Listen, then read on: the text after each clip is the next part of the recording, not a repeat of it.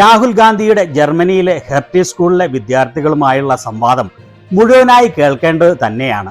ലോകത്തിലെ വിവിധ രാജ്യങ്ങളിൽ നിന്ന് എത്തിയ വിദ്യാർത്ഥികൾ വിവിധ വിഷയങ്ങളെക്കുറിച്ച് അദ്ദേഹത്തോട് റാൻഡമായി അവർക്കിഷ്ടമുള്ള ചോദ്യം ചോദിക്കുകയാണ്. അവരുമായി സംവദിക്കുന്ന വീഡിയോയുടെ 2 ഭാഗങ്ങൾ ഉള്ളതിൽ ആദ്യ ഭാഗമാണ് ഇത്. അതുപോലെ സംവാദം തുടങ്ങുന്നതിന് മുൻപ് അദ്ദേഹം നടത്തുന്ന ഇൻട്രൊഡക്ടറി സ്പീച്ചും ചാനലിൽ അപ്ലോഡ് ചെയ്തിട്ടുണ്ട്. അത് കാണാത്തവർ അതും കാണാൻ മറക്കരുത്. അതുപോലെ ഇതിന്റെ 2ാമത്തെ ഭാഗവും ഇന്നത്തെ അടുത്ത വീഡിയോ ആയി പബ്ലിഷ് ചെയ്യുന്നത് കാണാൻ മറക്കരുത്. പിന്നെ സബ്സ്ക്രൈബ് ചെയ്യാത്തവർ സബ്സ്ക്രൈബ് ചെയ്ത് പിന്തുണയ്ക്കാൻ മറക്കല്ലേ എന്നുകൂടി അഭ്യർത്ഥിക്കുകയാണ്.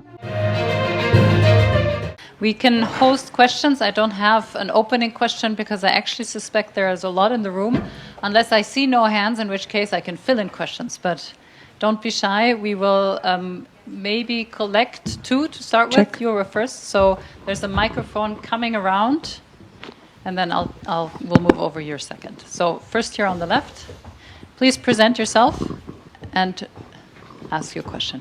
Thank you very much, Mr. Gandhi. In fact, just before coming to Hertie, my last assignment was working with the Congress, and it was the Karnataka elections, which the Congress did turn around and emerged victorious. Why do you think you've not been able to replicate that in any of the other states? That is the first question. Second question, I would just keep it very short. If you come to power, how would you create jobs? It's the thing on everybody of our minds. So there are, we have been able to replicate it. We've won election in Telangana, we've won election in Himachal Pradesh. We've been raising issues as far as the fairness of elections in India is concerned. I've done press conferences where we have clearly shown, without shadow of a doubt, that we won the Haryana election, that we actually don't feel that the Maharashtra election was fair. There is a full-scale assault taking place on the institutional framework of our country. We asked direct questions to the Election Commission. I don't know if you've seen that press conference. Brazilian woman is voting in Haryana. Is on the voting list 22 times in Haryana. One woman is voting 200 times in one polling booth. And when we're asking these questions to the Election Commission, we're not getting a response. So that's one aspect of it, that we fundamentally believe that there is a problem with the electoral machinery in India. Second thing is that there is a wholesale capture of our institutional framework. When you look at our intelligence agencies, you look at the CBI, you look at the ED, they've been weaponized. Look at the number of cases that the ED and the CBI have against BJP people. You'll find the answer 0. Right? And look at the number of cases they have against people who oppose them, and you'll find that pretty much most of them are political cases. And so there is a weaponization of the institutional framework. There's a capture of the institutional framework. If you're a large businessman and you try to support the Congress party, you're threatened. The ED, the CBI, these people land up. So there is an atmosphere in India where the institutions are not performing the role that they should be performing. From our perspective, Congress perspective, we helped build the institutional framework. So we never viewed it as our own institutional framework. We viewed it as the institutional framework of the country. That's not how the BJP sees it. The BJP views the institutional framework of India as belonging to them. And so they use it as a tool for building political power. Look at the difference between how much money the BJP has and how much the opposition has. You'll see a ratio, 1:30. How does that happen? So there is an attack on the democratic system. Now, okay, so then you'll say to us, okay, so what? Well, as the opposition, we have to find ways to counter this. It's not good enough for us to say, there's a problem in the elections. We will deal with it. And we will create a method, a system of opposition resistance that will succeed, right? But we're not fighting the BJP. You have to understand that. We're fighting their capture of the Indian institutional structure. And this is not just me speaking. I mean, I travel around the country. This is what everybody says to me, right? The press conference that we did, it was actually information that we got from the ground from people saying, listen, look, this is what has happened. So that's where it comes, that as far as the elections are concerned. On the question of jobs, there is only one way that you can produce jobs at scale for a country like India, and that is manufacturing. And what we've done in India and what the BJP has done, they've completely disincentivized manufacturing. When they concentrate power into the hands of, 3 or 4 oligarchs, the Ambanis and Adanis of the world, these are not guys who are interested in manufacturing. If you look at what they do, they're trading companies, they're not producing companies. And essentially, most of them are selling Chinese product in India. So what we would do is, we would look at, in fact, some of the stuff that we are seeing in Germany, we would look at how to build up small and medium industry. We would look at how to create jobs in agriculture and jobs in the connection between agriculture and the rest of the economy, cold chain, food processing, and then we would look seriously at manufacturing, and we would realign our GST, for example, which today is completely anti-producer and pro-consumer. We would try and realign some of those structures. You take something like demonetization, right? Demonetization systematically destroyed our small and medium industry, just wiped them out. Because, in fact, demonetization was an attack on their cash flow. So we would look, we think there is a place for large business in India. And we think there is a place for the Ambanis and the Adanis. But we don't think that they should be the only players there. We think that there are many other players at all different levels, and those players should be supported. They should be supported financially, they should be supported technologically, they should be supported by governments. And it's not something that hasn't been done before. India has been successful in manufacturing. In fact, when we were in power, manufacturing was approximately 16.5–17% of GDP. It's today 12. So we've had a decline in the last 10 years in our manufacturing ability. So that's what we do. Let me get the mic back to the front row, and let's try to see if we can group. So 1 question per person, but do present yourself. Yeah, thank you. It's on? Yes. Okay. Firstly, Mr. Gandhi, I'd like to thank you for having risen from the ashes. Yours is absolutely no small feat of resurgence. I'd also like to thank you and the Indian National Congress for being the only thing standing between India and a full-blown collapse into a totalitarian regime and an Orwellian reality. In the existing political miasma of disinformation and lies, and every institution once held sacrosanct, absolutely jeopardized and plundered, you've chosen to bring a certain truth and a certain basic humane dignity into the fight, into the war, actually. Where does this resilience actually come from? How do you keep walking? How do you keep coming back to this big, incredible idea of India that some of us think has been irredeemably lost? And how do we, who have our own struggles and lives to run, play an active role and support you in this journey of India's rebirth?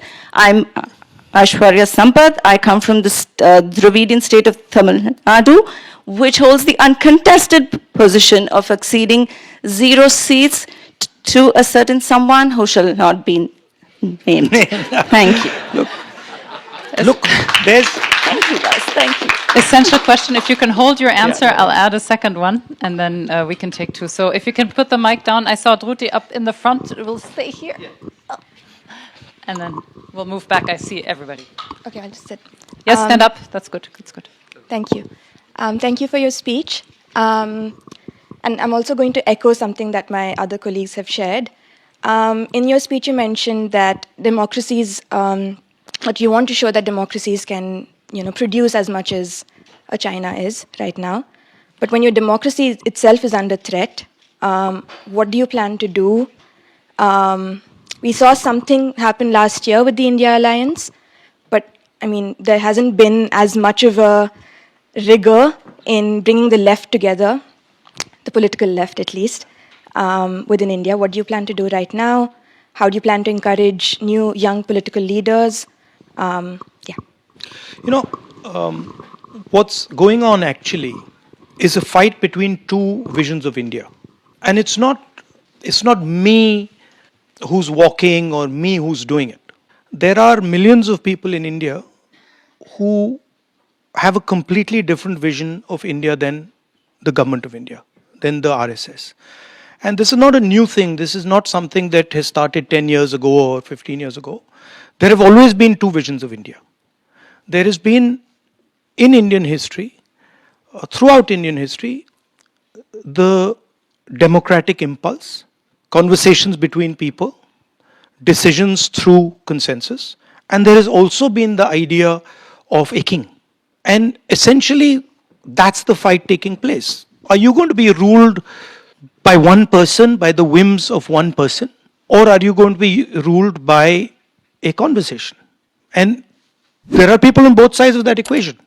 There are many people in India who feel actually we should have a strong leader and nobody should question him, and that's it. And let's not have all this discussion. It's a waste of time.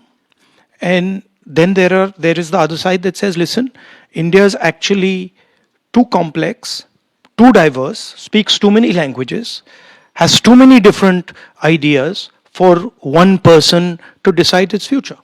And actually, India should be a conversation between its states. If you read our constitution, it says India is a union of states. You know, she's saying that she's Dravidian, she's Tamil. This is a particular vision of the world. It is a different vision than, say, the vision of the people in Uttar Pradesh. She speaks Tamil, her history is Tamil, her entire thought system is fundamentally different than, say, the people of Uttar Pradesh or the people of Bihar or the people of Nagaland. So what we are saying is she should have a voice. And we are saying that, in fact, as many different cultures, different ideas should have a voice. And we have shown since 1947 that we can actually do it. That we can actually have a conversation. It's messy. It's not, it doesn't look neat. It's messy. It sort of creates tension sometimes. People get irritated sometimes. But we've been pretty successful at doing it. Now there's a new model which says actually we don't want to have this conversation. We're going to decide everything. And we know better than what the people of India know. And that's where I have a problem.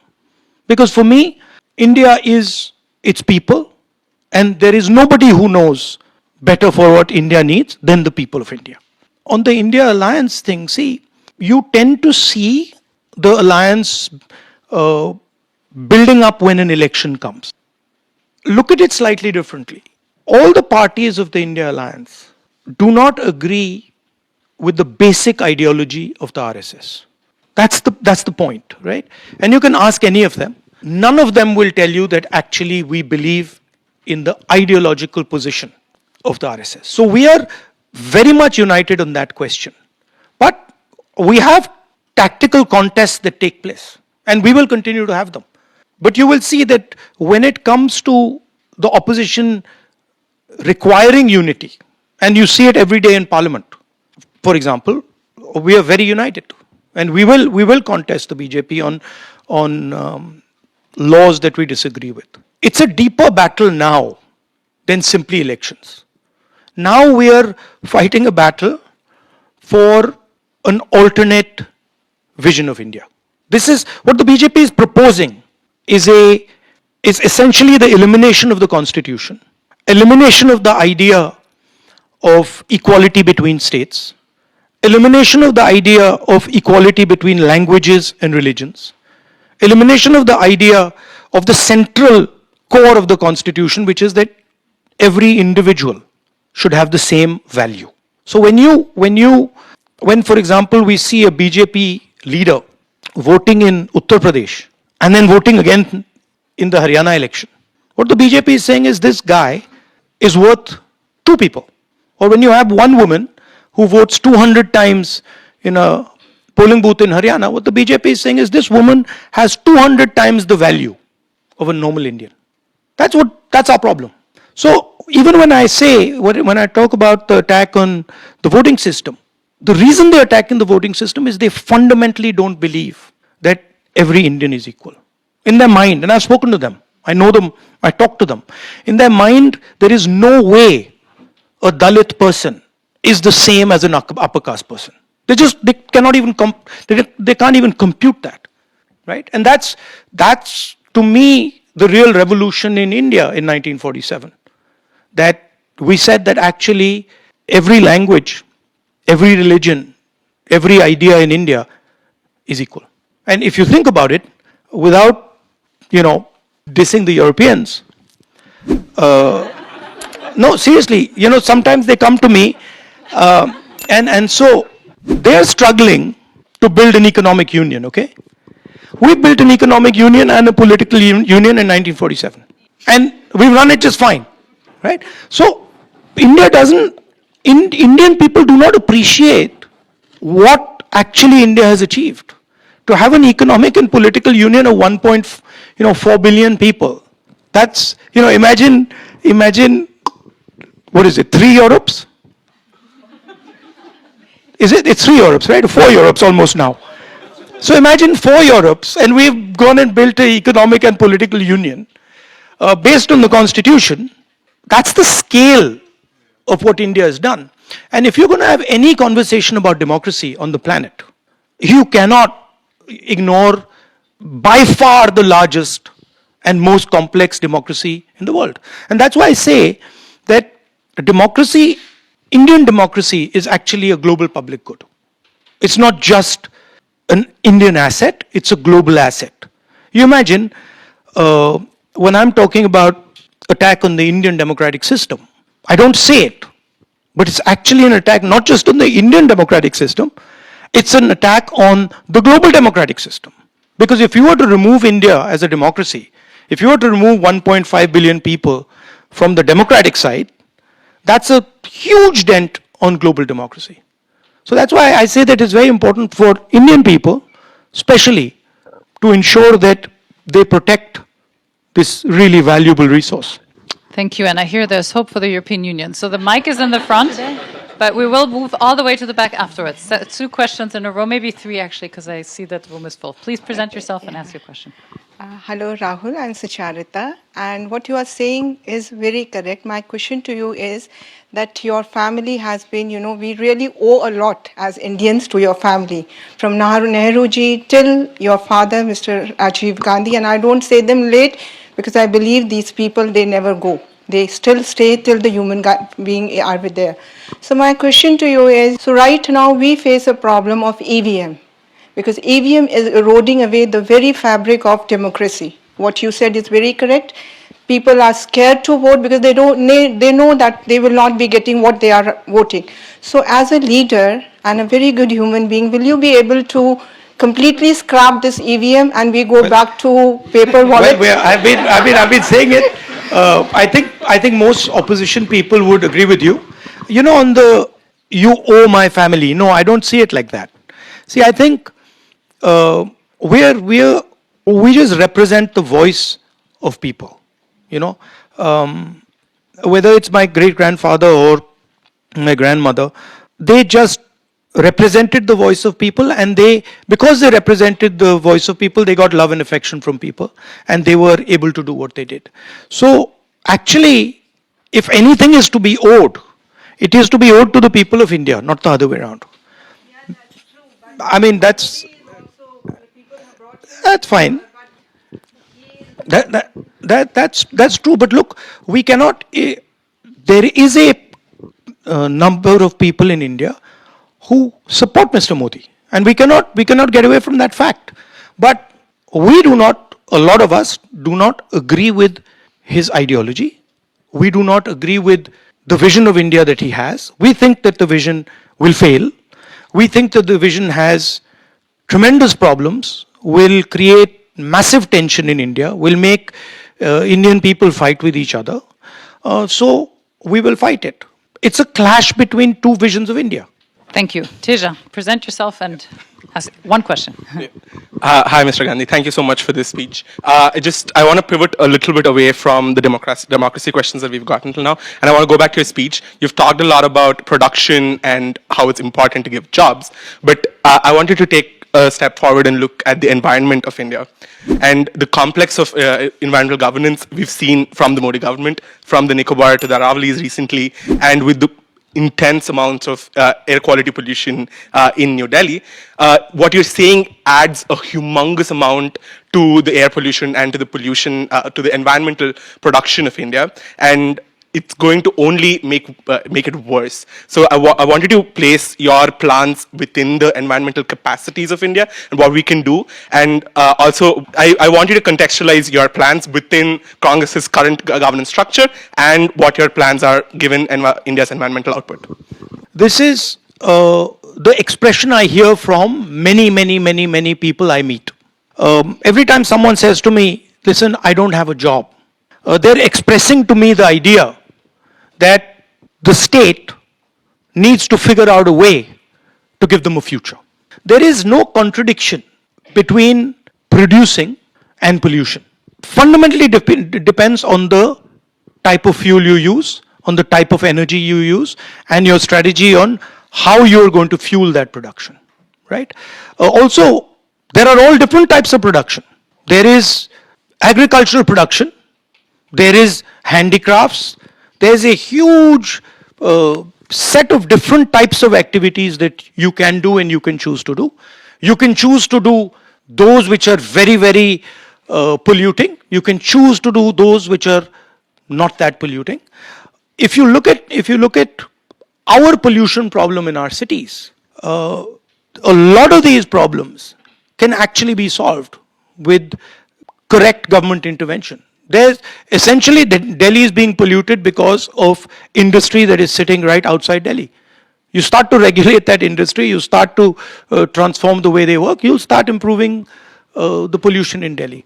Thank you. Let's move to the left side of the room and stay somewhere in the back and then maybe move back to the front. By the way, just as an aside, Germany produces.